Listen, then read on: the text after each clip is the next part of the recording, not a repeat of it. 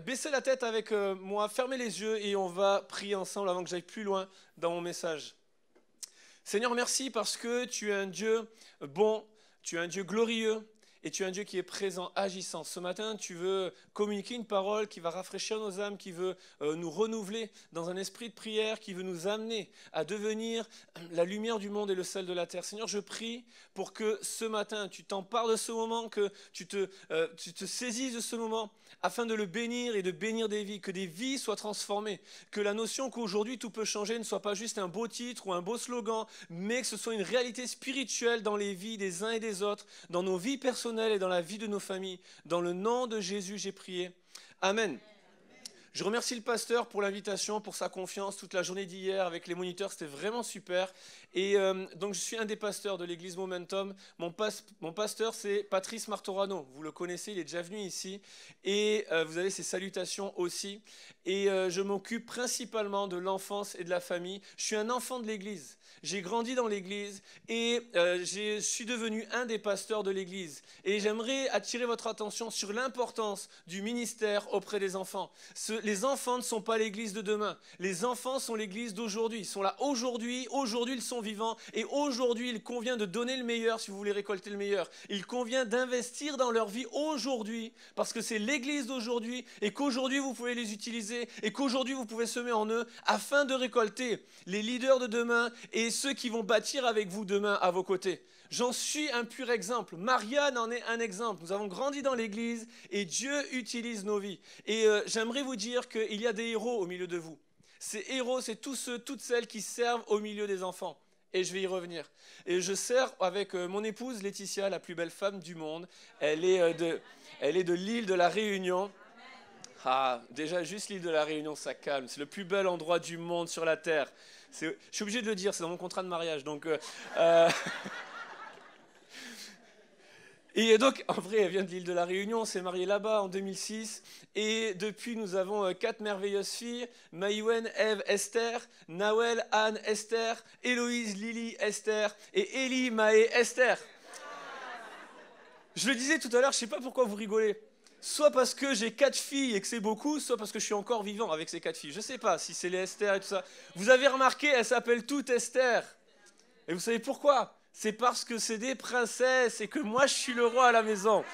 C'est comme ça que ça se passe, voilà.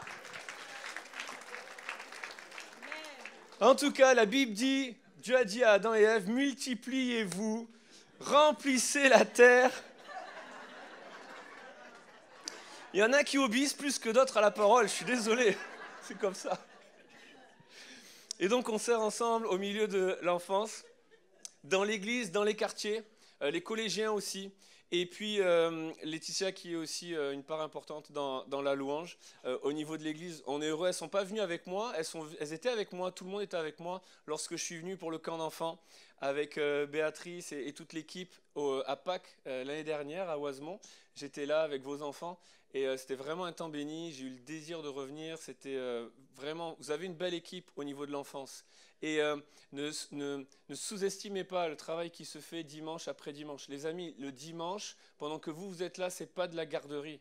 Ils ne sont pas là pour faire de la garderie. Ils ne sont pas là pour occuper le temps. Ils ne sont pas là pour occuper vos enfants. Ils ne sont pas là pour que vous soyez tranquilles pour écouter le message. Ils sont là pour semer le meilleur, afin de récolter le meilleur.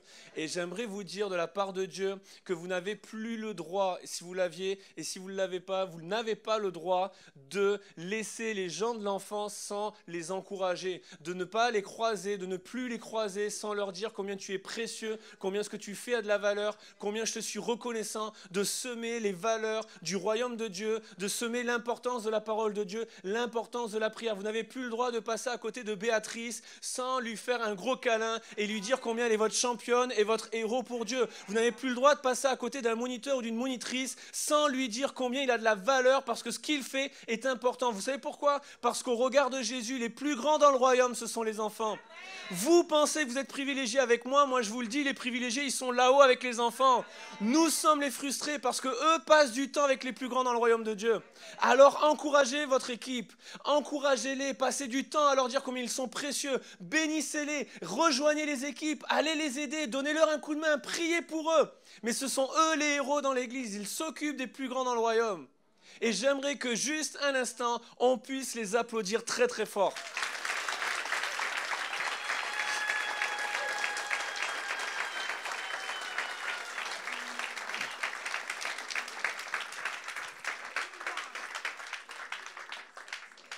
Je crois qu'aujourd'hui, nous vivons quelque chose d'unique. Je crois qu'aujourd'hui, le moment que nous vivons est historique et qu'il ne se reproduira plus jamais. En effet, il n'y aura plus jamais dans toute l'histoire de l'humanité un dimanche 13 janvier 2019. Jamais. Ça ne se reproduira jamais. Alors ce que nous vivons est unique et extraordinaire. Ce que nous vivons est quelque chose d'unique et nous devons saisir l'opportunité que nous avons aujourd'hui. Nous devons saisir l'importance de ce moment, l'unicité de ce moment.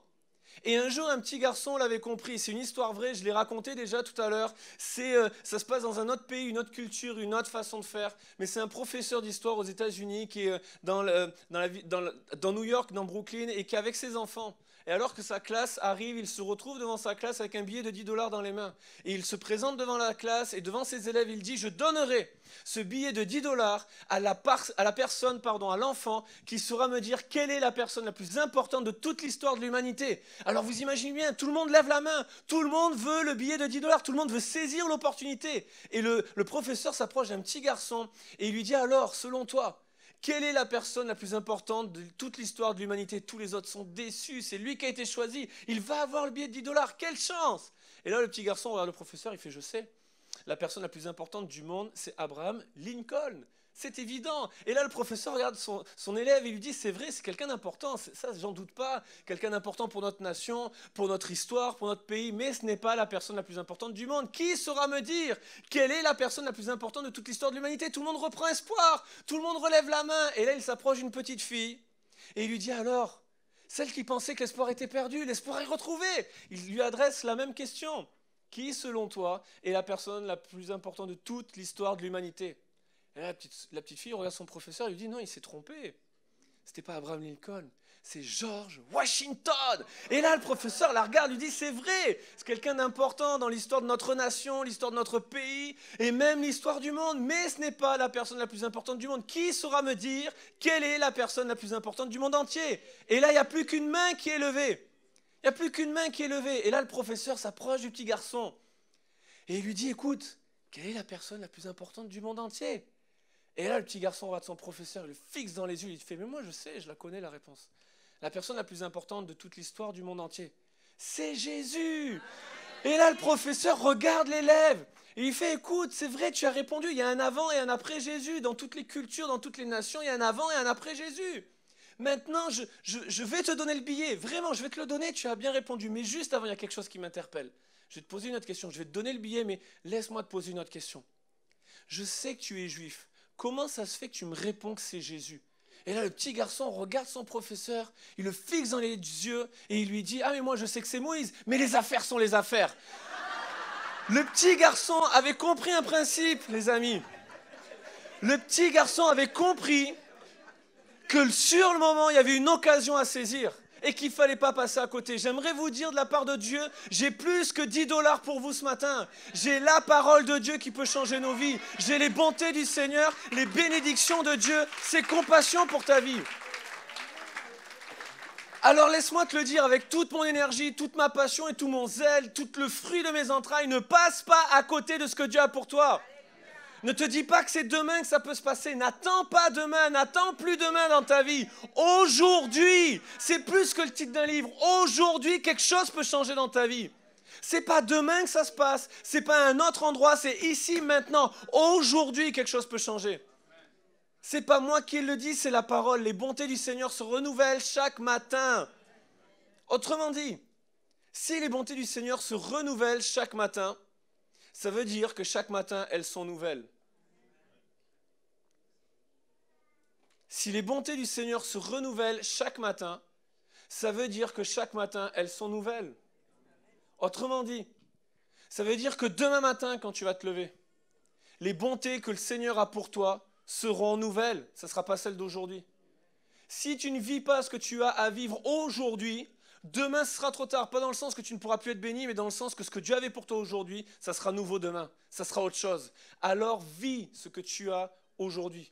Saisis l'opportunité du temps présent. Ne passe pas à côté, ne te dis pas, il parle un peu fort, un peu trop vite, il gesticule beaucoup, il n'a pas de cheveux, il a trop de barbe. Ne te dis pas tout ça, il a l'accent du sud-ouest, etc. Dis-toi qu'il y a quelque chose pour toi ce matin et qu'il n'y a pas besoin d'un long discours, mais un mot de la part de Jésus suffit. Le centenier va venir auprès de Jésus et il va lui dire, dis un mot et mon serviteur est guéri. Un mot de la part de Jésus et ta vie change. Un mot et tu passes de la mort à la vie, des ténèbres à la lumière. Un mot et tu es guéri. Un mot et ton couple est restauré. Un mot et la réconciliation arrive. Un mot. Alors ne passe pas à côté de l'opportunité. N'attends pas demain, n'attends plus demain. Mais aujourd'hui, quelque chose peut changer. Et je crois qu'il y a un appel solennel. C'est tout mon thème du week-end. Il y a un appel solennel à devenir des héros. En tant qu'Église, nous sommes la lumière du monde. Nous sommes le sel de la terre. Nous sommes appelés à amener un changement autour de nous. Aussi petite que soit ta lumière, aussi petite que soit ta flamme, elle a la capacité de chasser les ténèbres qui l'entourent. Alors je te le dis, il vaut mieux allumer une bougie que de se plaindre de l'obscurité. Nous sommes la lumière du monde. Et tu n'allumes pas une lampe pour la cacher, mais pour qu'elle éclaire le monde qui l'entoure. Tu es la lumière du monde. Ne te cache plus et n'attends plus demain, mais brille et révèle l'éclat de Jésus, révèle la gloire de Jésus, communique l'amour de Jésus. Et pour ça, je le dis autrement, deviens un héros. En tant qu'Église, nous sommes appelés à devenir des héros.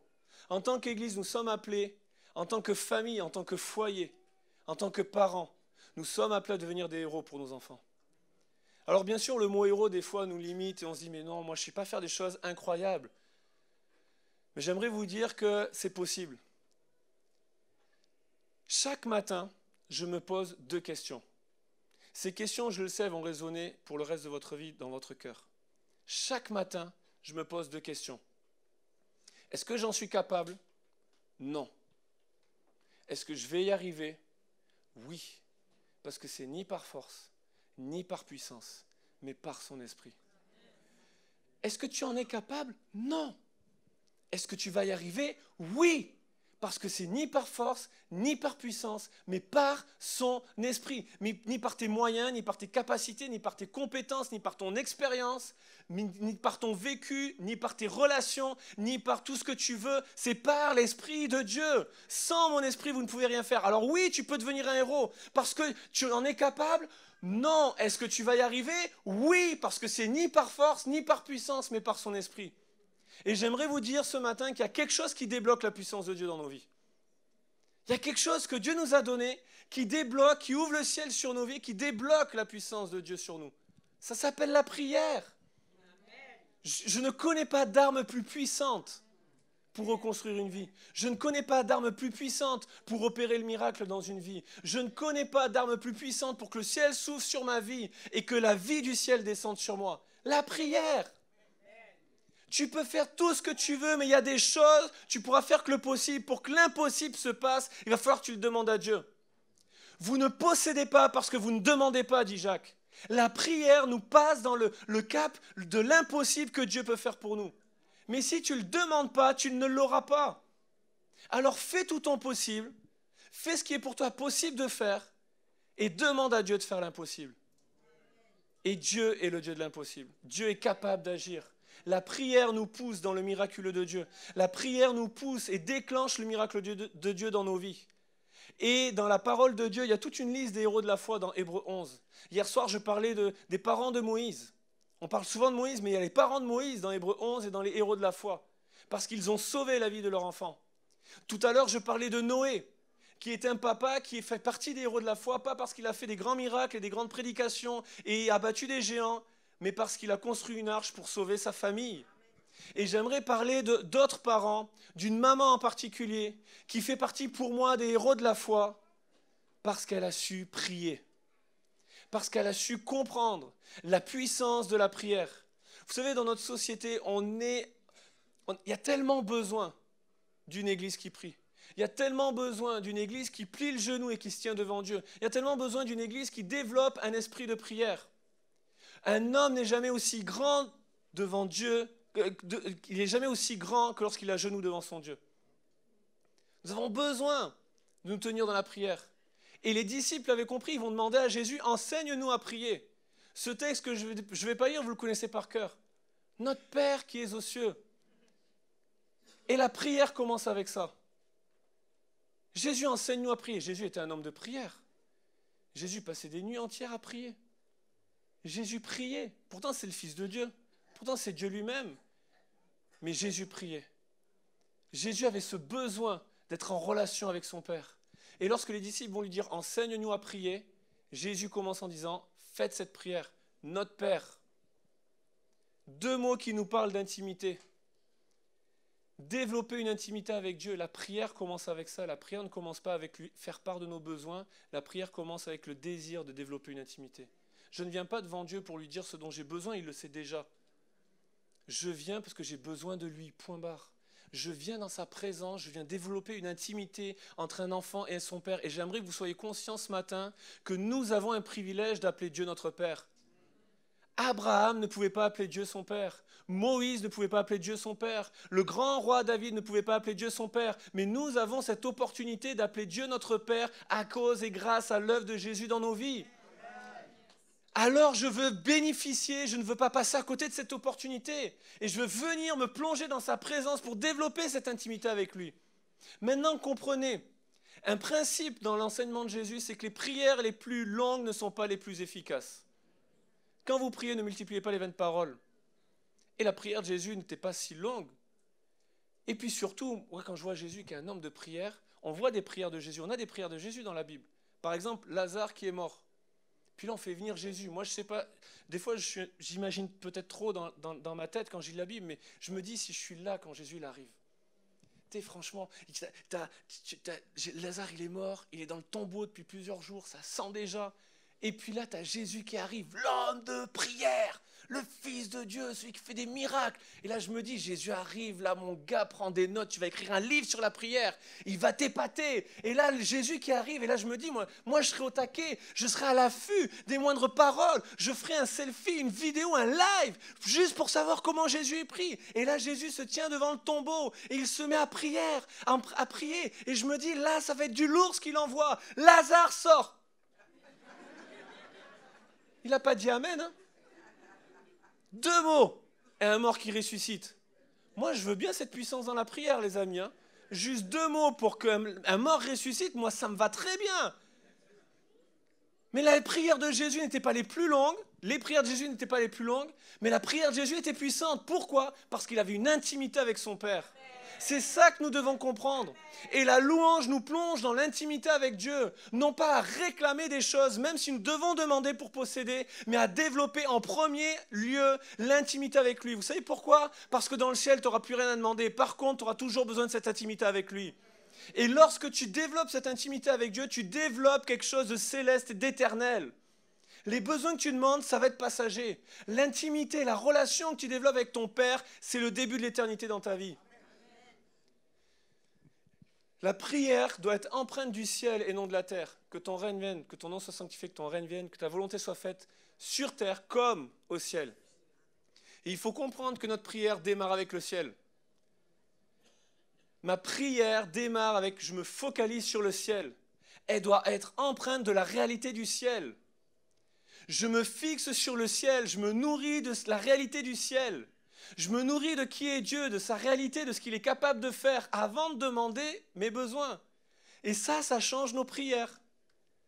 Parce qu'en fait, quand tu te nourris du ciel avant de penser à ta propre terre et à tes besoins, ta prière change. C'est que tu ne dis plus à Dieu combien tes problèmes sont grands, tu dis à tes problèmes combien ton Dieu est grand. Et là, ta foi, elle se nourrit. Ta foi, elle grandit. Et ta vision de ta situation change. Et ce dont nous avons besoin, c'est que notre prière parte du ciel avant d'atterrir sur la terre et d'amener le ciel sur la terre.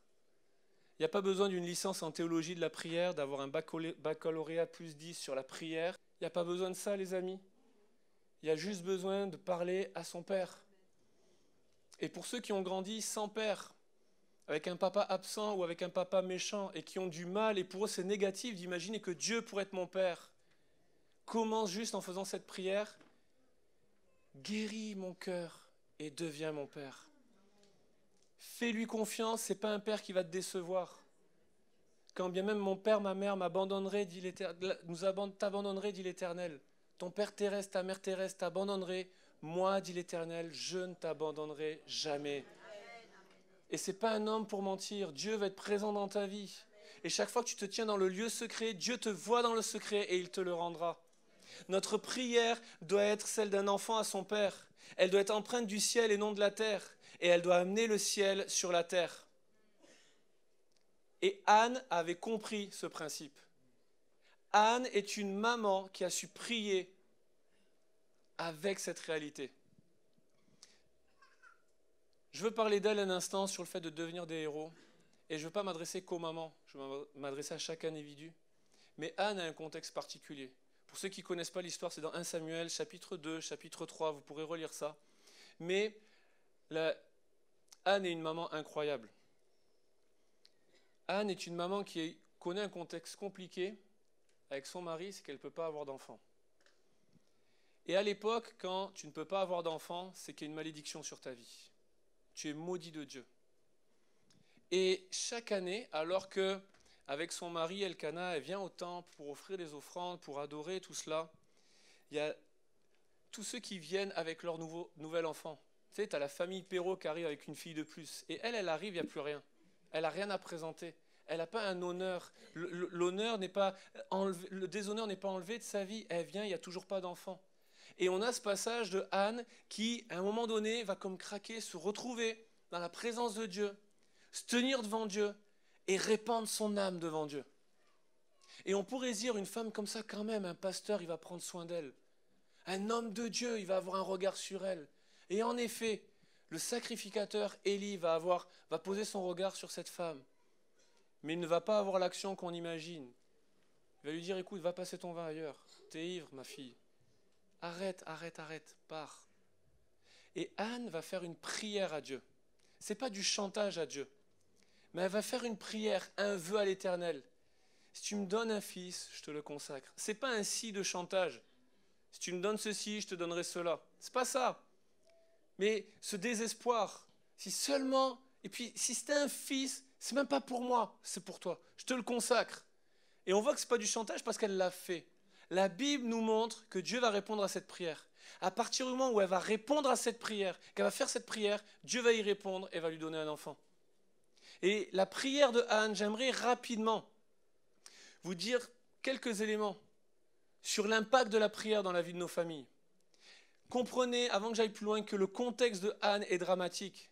Si nous avons besoin de prier, si nous avons besoin de nous tenir dans la présence de Dieu, de nous jeter à ses pieds, c'est parce que nous avons des situations compliquées dans nos vies. Je n'ai pas besoin de vous tendre le micro pour savoir que dans les familles, c'est compliqué. Je n'ai pas besoin d'être un grand prophète, un grand érudit pour savoir que dans nos familles, il y a des drames et il y a des situations compliquées et douloureuses.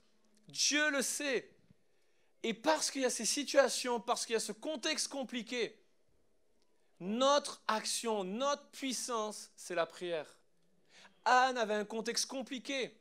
Elle vit l'injustice, elle vit le déshonneur, elle vit la honte, la malédiction. Son mari qui a un comportement plus ou moins rempli d'amour. Le leader de l'époque spirituelle qui se moque d'elle et qui la met de côté, qui la méprise. Mais malgré cela, elle va prier. Et j'aimerais vous dire que quelles que soient les circonstances, je le disais tout à l'heure, quelles que soient les circonstances, aussi dramatiques soient-elles, ne laissez pas le pouvoir aux circonstances d'influencer votre foi. Laissez votre foi influencer les circonstances. Venez dans la présence de Dieu. Remplissez-vous de la réalité du ciel afin que votre foi vienne influencer vos circonstances. Et Anne va le faire, elle va faire cette prière. Parce que la prière conduit les familles dans une dimension miraculeuse. La prière de cette femme, de cette maman, va déclencher le miracle. La Bible nous montre qu'elle va avoir un fils qu'elle va appeler Samuel. Et j'aimerais vous le dire, Dieu entend les prières les plus désespérées. Je veux vous le dire, Dieu entend votre prière. Dieu connaît votre désespoir, Dieu connaît vos douleurs, il voit les larmes, il connaît la tristesse, il connaît depuis combien de temps ça dure, mais Dieu connaît et il répond aux prières les plus désespérées. Lorsqu'un malheureux crie, il est l'Éternel qui entend. Ceux qui sèment avec larmes récoltent avec chant d'allégresse. Dieu connaît ta prière, il entend ta prière, il te voit dans le lieu secret et il te le rendra. Maman, Dieu entend ta prière. Il connaît tes prières. Il sait les nuits blanches dans ta cuisine à pleurer pour ton fils. Il sait les moments, les matins où dans ta chambre tu pleures pour ton enfant ou pour ton mari. Dieu connaît les prières les plus désespérées. Et il veut y répondre. La prière nous conduit dans cette dimension miraculeuse. Mais pas seulement, la prière conduit les familles dans une protection qui est puissante. Parce qu'on pourrait se dire, une fois qu'il y a le miracle, Samuel, ça y est. C'est un chemin rempli de pétales de rose. Puis on vit dans le monde merveilleux des bisounours. Non, pour ceux qui sont chrétiens depuis plus de 3 heures, vous savez que ce n'est pas ça la vie chrétienne. Rassurez-moi. Juste avec un amen silencieux, mais vous savez que dans la vie, quand même, il y a des difficultés. Vous savez que ce n'est pas parce que tu donnes ton cœur à Jésus que ça y est, je suis léger, alléluia, gloire à Dieu, j'entends le chant des anges. Non, tu le sais que ce n'est pas ça. Rassurez-moi, les amis, il n'y a pas qu'à Bordeaux qu'on vit des épreuves. La prière, par contre, a cette capacité de nous conduire dans une protection puissante. La maman va prier pour son fils. Elle va avoir ce fils. Mais Samuel va grandir dans quel contexte, les amis? Parce que ce n'est pas le tout de dire, si tu me donnes un fils, je te le consacre. Elle l'a consacré.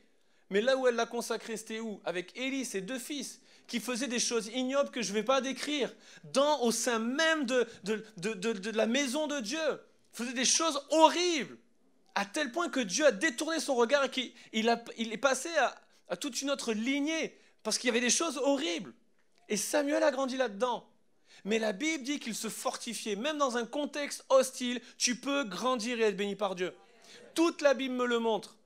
Daniel est en captivité, mais il prospère. Joseph est dans une prison, il est esclave, mais il prospère. David doit fuir Saül, il est au fond d'une caverne, mais Dieu le bénit quand même. Parce que même dans le contexte le plus hostile, le plus corrompu, le plus difficile autour de toi, il est possible de vivre cette protection de la part de Dieu.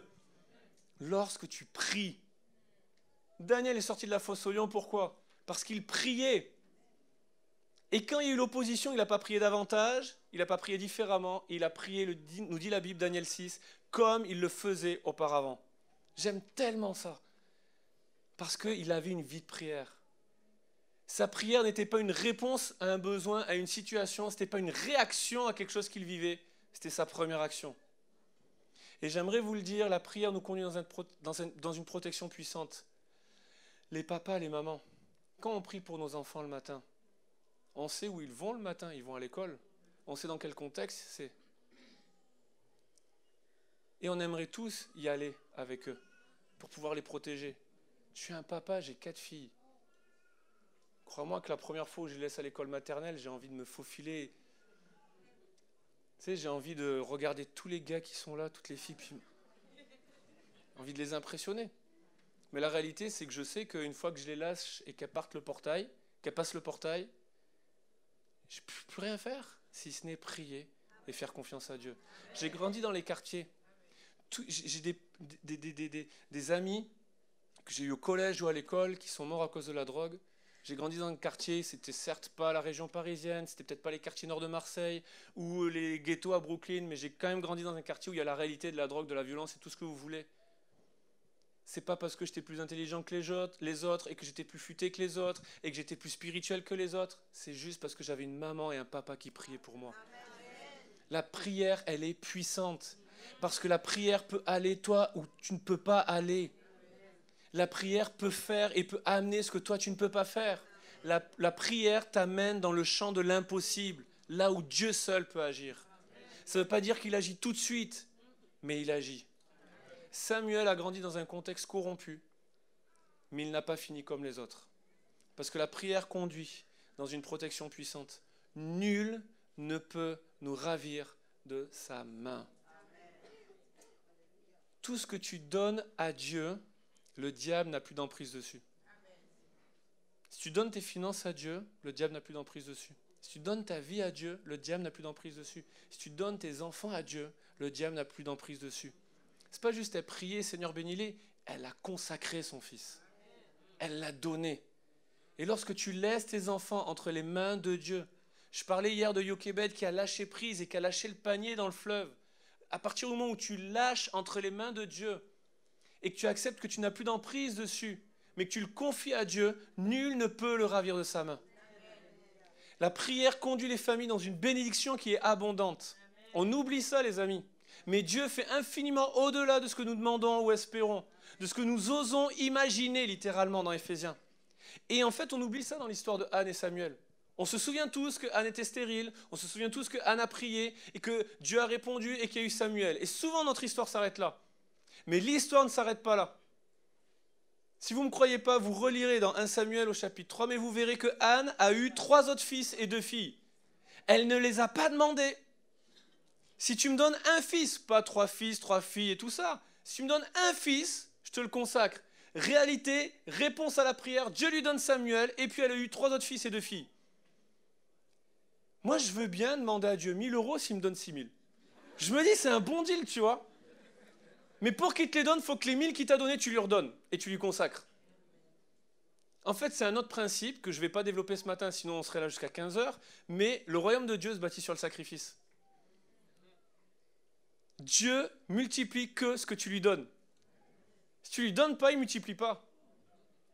J'ai fait des maths, j'aime les maths, je surkiffe les maths, c'est génial les maths.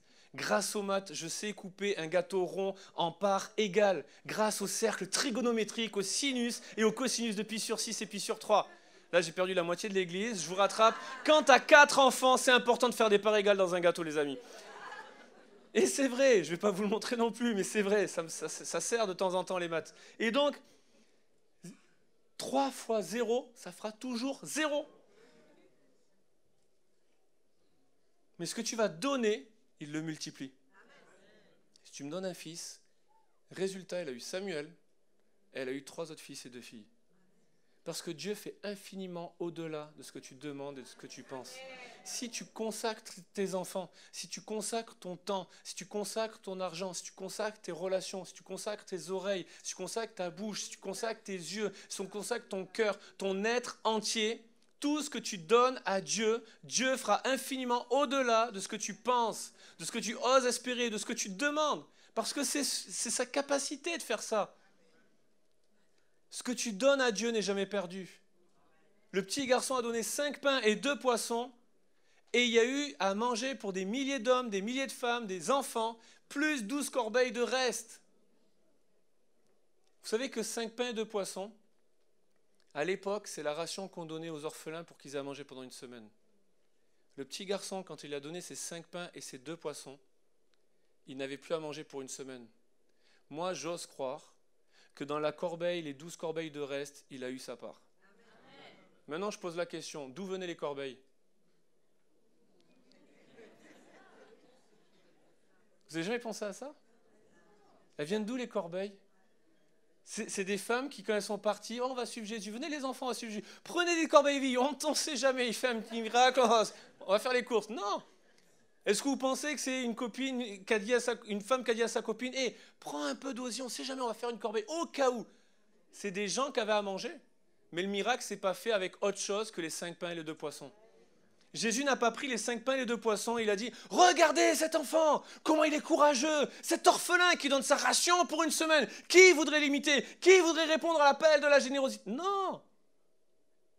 Jésus a pris les 5 pains et les 2 poissons, il les a bénis, il les a rompus. Il y a eu à un moment donné, il y a eu un sacrifice, et ça a été multiplié. Et Dieu a fait infiniment au-delà, les gens ont été rassasiés et il y a eu des restes. Ne t'inquiète pas de ce que tu donnes à Dieu. Laisse Dieu agir, laisse entre ses mains. La prière nous conduit dans une bénédiction qui est bien au-delà de ce qu'on imagine, et elle est abondante. L'ennemi vient pour dérober et détruire. Jésus vient pour donner la vie, et la vie en abondance. Dieu a quelque chose en abondance pour toi. La prière le déclenche. Et je finis, la prière conduit les familles dans une vision différente. Anne a prié, si tu me donnes un fils, je te le consacre. Et lorsqu'elle choisit le prénom de l'enfant, c'est Samuel. Littéralement, Dieu a entendu. Mais on peut dire aussi Dieu entend. Et ce qui est incroyable, c'est qu'en fait, sa prière, c'est qu'elle a compris qu'au-delà de son besoin, elle, d'avoir un enfant, Dieu lui-même avait un besoin. Je te le consacre. Le contexte, c'est que quand Samuel est né, qu'il a commencé à grandir dans le temple, qu'il a été consacré, Samuel 3 commence en disant que, en cette époque-là, les visions de Dieu n'étaient pas fréquentes et la parole de Dieu était rare. Puis Dieu va appeler un petit garçon, et il a appelé Samuel. Vous connaissez ce passage? Samuel, Samuel, parle car ton serviteur écoute. Et la fin du chapitre 3, c'est que tout le pays, du nord jusqu'au sud, savait que Dieu parlait à son peuple à travers Samuel. Et la Bible dit, il ne laissait tomber à terre aucune de ses paroles. Et souvent, on pense, Samuel ne laissait tomber à terre aucune des paroles de Dieu. C'est vrai. Mais quand on se plonge dans l'hébreu, il y a une réciprocité. L'Éternel ne laissait tomber à terre aucune des paroles de Samuel. Dieu entend. La prière a conduit Anne, dans ce moment où elle a déversé son âme, où elle a déversé son cœur devant Dieu, ça a conduit Anne dans une vision différente.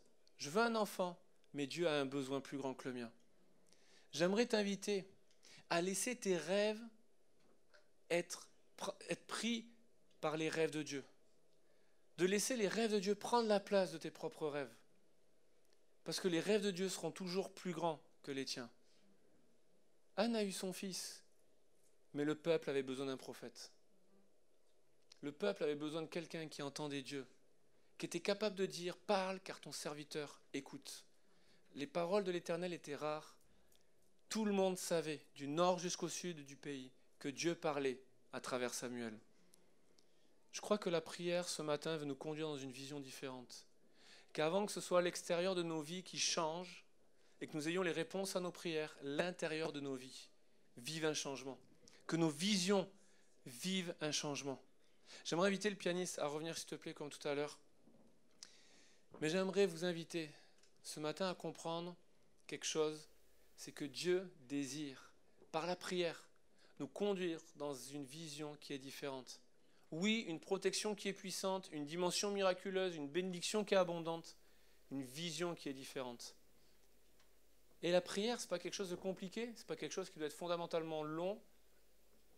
C'est la prière d'un enfant avec son Père. C'est la prière qui développe une intimité avec Dieu. C'est la prière qui plonge ses regards sur la réalité du ciel et les besoins de Dieu, avant de réclamer nos propres besoins. J'aimerais vous inviter, tous ceux qui ont la santé de le faire, à vous tenir debout, s'il vous plaît, un instant. Je conclure ce message en vous disant que je suis l'exaucement d'une prière. La première personne qui s'est convertie dans ma famille, c'est la maman de mon papa. Et lorsqu'elle a donné son cœur à Jésus, elle a fait un vœu à Dieu.